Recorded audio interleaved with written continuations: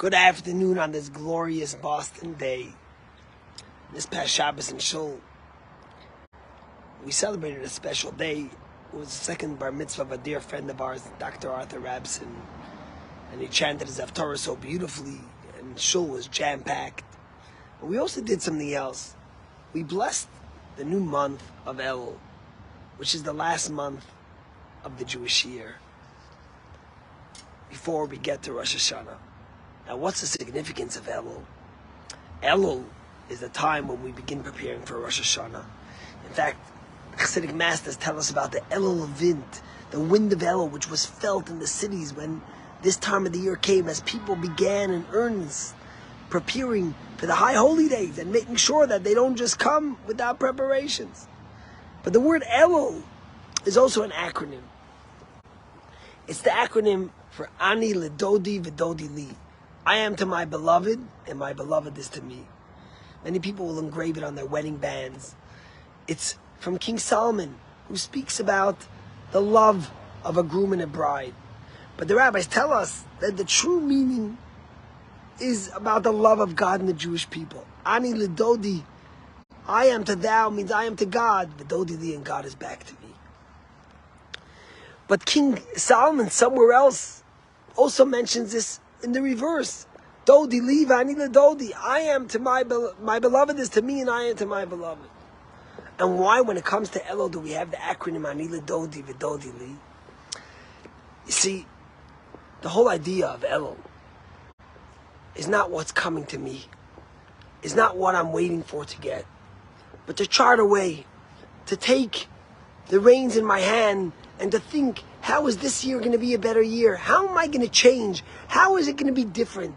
Am I just going to be repetitive of who I was last year? Am I just going to be the same person with the same ideas, with the same interactions?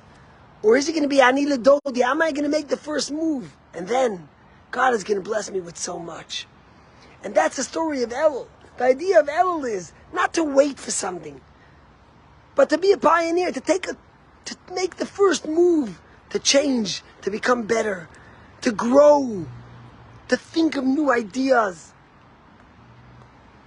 and to become a better person. It's interesting because Elul always comes at the same time when the children are getting ready to start the new school year. And the same is true of the school year. You know, you send your kids back to school, but you sure hope that they're not going to be the same people they were last year, that they're going to find new, creative thinking, ideas, ways to grow, both materially, spiritually. And that's the story of Elul. Ani L'Dodi V'Dodi Li. We come into this month, we bless the new month, and Friday will be Thursday will be Rosh Chodesh, and Friday, the second day of Rosh Chodesh, we will blow the shofar, and we will say, I am ready for this year to be different.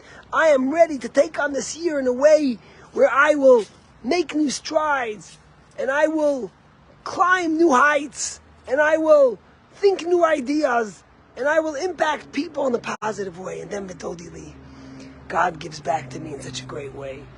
You know, on Thursday we go to Israel, God willing, and Necha will stay there for the year. She's going to a seminary in Yerushalayim. But both Necha and our daughter Mushki studied in a high school in Crown Heights called Beth Rivka, which is a high school that has 1,000 girls. My sisters went there. It's a remarkable school, only a few blocks away from where my parents lived and where I grew up. And this school was founded about 65 years ago. And the story is about this girl, Shana Tachtel, Rebbetzin Tachtel today, who her parents wanted to send her to this high school. But the high school was the first year and it only had 20 kids or less. And she really didn't want to go. There was a bigger high school farther away in Brooklyn, like a 20-minute drive, that had hundreds of kids, that was well established, that everyone knew about.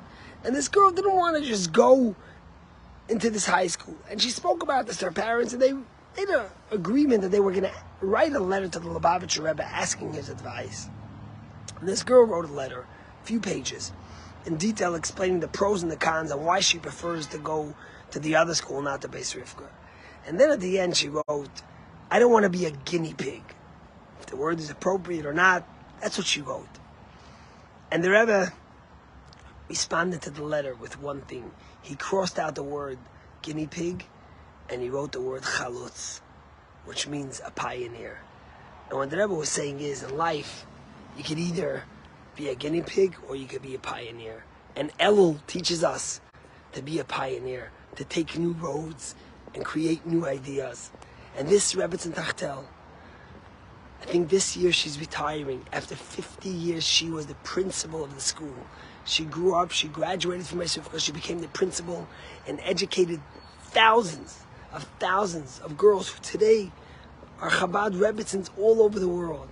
And it was all because the Rebbe crossed out that word, guinea pig, and wrote the word chalutz, to be a pioneer.